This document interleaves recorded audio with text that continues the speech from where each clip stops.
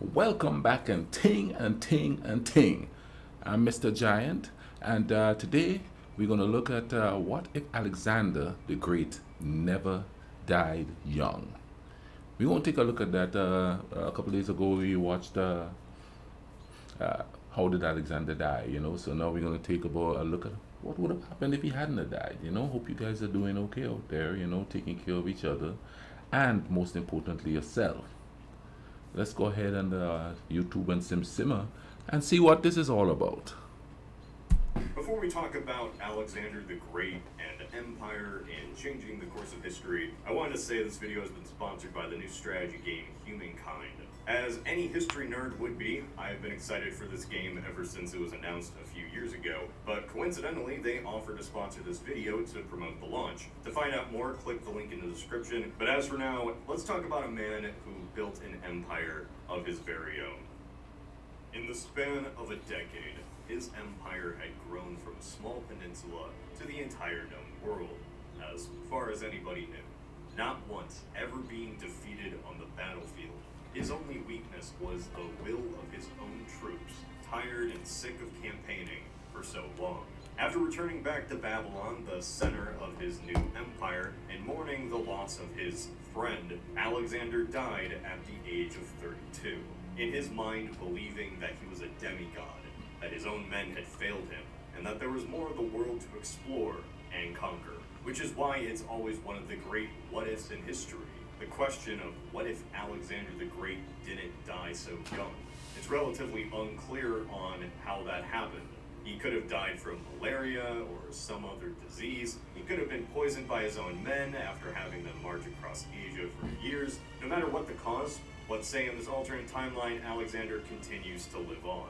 I mean, he could probably still be ravaged by alcoholism, grief, and a deteriorating mental condition, but he happened to always defy the odds, and so he defies this. There were a few ideas on where he wanted to go after Babylon. In this alternate timeline, Alexander decides to follow through with a plan to invade Arabia, or at least the coastline of Arabia. This would be one small victory before then heading back home. I'm going to be honest, a lot of what you're going to hear is just a creative guess. I will, however, be basing this whole scenario on one concrete fact. Alexander the Great loved to conquer. So while the specifics of where he would go and what he tried to conquer are left to interpretation, Alexander would always continue on fighting. That said, a leader is only as good as those that follow him, and much of his generals and army were not in a mood to continue the war. The Persians were defeated, most of the world that mattered was under their control, and all many wanted to do was go back home and enjoy the riches. Let's say enough time passes and enough enemies are determined to be around, then Alexander's military and generals could be up for another invasion. But where to? Already went east, can't really go further south, and Macedonia, despite controlling so much of the world, still had the savages on their doorstep. It's not the craziest thing to imagine that the homeland would need a buffer, or some other reason. I don't know, Alexander needs to convince everyone to go invade the barbarians, not me. There's some evidence that Alexander wanted to go west. Greece at this time already had multiple colonies across the Mediterranean Sea. So let's say we got everyone on board somehow, Alexander is in good shape, and there's a decent enough reason to go fight the Illyrians or anybody else. Off we go. While fighting in the mountains, especially in the Balkans, is always a risky move, Alexander's military had experience through mountainous terrain. The Illyrians are quickly stunted, and Alexander's army goes north until reaching the Danube. Going west, fighting Celts, Gauls, Rhaetians, and Veneti along the way. So here's the main question. Who would win? A Greek phalanx or a Celtic horde? Luckily, we actually have a way to figure this out. After Alexander's death in our timeline, there was a series of invasions from the north by the Celts. The Celts spread fast. However, they were beat back by the Greeks after only a few years. Driven back up north, never really to be seen again or fight against the Greeks. So Alexander, with some luck and strategy, would make good work of any opposing force that tries to resist, going west into an open Italian peninsula. This would be so early in Italy's history that Latin is not a commonly spoken language at all. In fact, it's only in one specific region. The rest of the peninsula is a collection of cultures and languages not yet influenced by Rome. Southern Italy was also populated by Greeks. These various Italian cultures of the ancient world, including the Latins, are slowly assimilated and eventually lost to history, their language and culture forgotten. From here, I could imagine that Carthage would be next, and unlike Italy, Carthage's culture and civilization would continue to live on. From this, Carthage would be connected via a new road from the city of Alexandria. Now keep in mind, we're assuming this whole time that he never loses a battle, nor finds himself with a large amount of casualties. Perhaps. No, here's the thing about that, right? So he could go ahead and conquer all these lands, but you have to ask yourself, what would be the economic advantage? Is he just conquering for conquering's sake? Are these new lands going to be any help to his people? You know what I mean? Obviously, his men didn't think so because they wanted to go back home and enjoy the spoils of the war, which is natural. You know, if I fight a war, I want to enjoy the spoils of the war. And I want to live to enjoy the spoils of the war. I want to live to enjoy it with my family and my friends, you know, at least celebrate. Like, you know, for a while, you know, just relax, recoup. You know what I mean? So I think if he had stayed alive and had moved on to go conquer more with weary men, there probably would have been a mutiny for sure, you know? Because, I mean, why conquer more if you have everything that's of value in the world as they know it then? Perhaps driven by a need to reach at least some end of the world, Alexander and his army continue to push on, wishing to reach the Atlantic. So, cool. Alexander could have conquered more territory and also prevented the Roman Empire from existing. We get it, Cody. Well, you see, this whole territory conquering would not actually be the greatest change in our timeline. It's time we discuss royal lineage and the importance in pre-Enlightenment societies of divine rule. So now we go with this.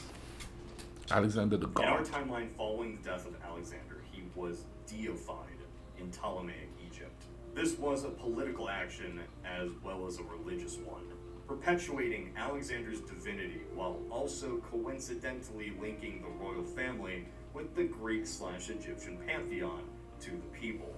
The right of absolute monarchs to do whatever they wished came from the gods. Alexander said, at least, that he believed he was a demigod. For the sake of their own rule, the descendants of Alexander may prop up a cult to worship him, even generations after his death. In the West, the Mediterranean is only further solidified as a Greek pond, with Italy and Carthage assumingly under Macedonian control. The only interaction any barbarian tribe might have with a prominent civilization is through the Greeks, and never the Romans. Without Latin, the writing system of Western Europe is instead based on the Greeks. No shock there.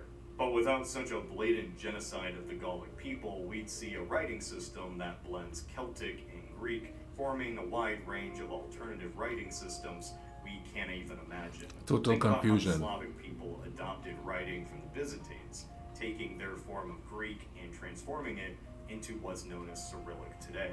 Without Rome, there is never the spread of Christianity nor the adoption of any Middle Eastern religion. Monotheism is not the norm. Pagan pantheons of any region still remain. There is no Vatican which seats itself in Rome. There is no continuation of Rome, a title that was coveted and respected throughout the Middle Ages, even after the empire itself fell. Instead, Can you imagine, like, we have a monotheistic religious ideas now. Can you imagine if in this modern world we are so confused with that monotheistic idea, if Alexander had lived and conquered, bringing the different gods and stuff like that, man, that would cause so much. People would be like going crazy right now. They're going crazy with just one. Can you imagine if there was many? who would choose who? Who is the greater God? Who is the best God? And I know probably back in those times they did question that. But in these times where people seem to be so enamored with religion ruling countries and stuff like that, because in a way that's what's starting to happen here. But and we know that's what happens in other religious based countries, you know. That would be total confusion, man. Even more so than now. Instead, we're in an alternate world where the bedrock of Western civilization is one conqueror, and any ruler coming after him would just be like the generals of our own timeline and try to claim legitimacy through Alexander.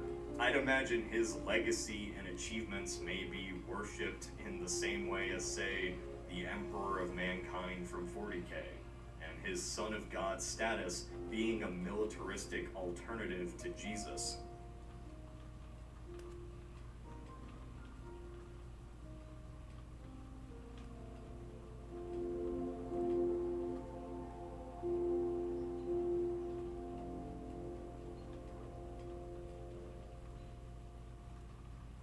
Yet I'm gonna be honest. Wow. This is still the best case scenario for A the Great.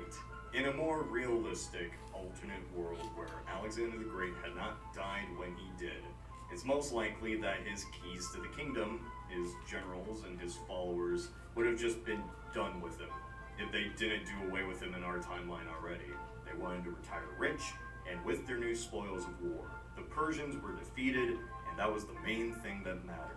And Alexander, over the years, had become increasingly more erratic and less Greek, dressing in Persian clothing, and even wishing for his own men to address him like a Persian god king, by which they outright refused. If Alexander had the love of his military like he did when they first set off to Persia, then sure, his army could have conquered the Mediterranean. Yet by this point, after 13 years, with his closest friend dead and his mental state deteriorating, he was more of a liability than anything. Had Alexander not died in Babylon, he probably still would have led an invasion into Arabia. It probably would have been successful, and then he would have retired into Macedonia, simply maintaining the land that he had conquered while also alienating his own guard by being such a weed for the Persians.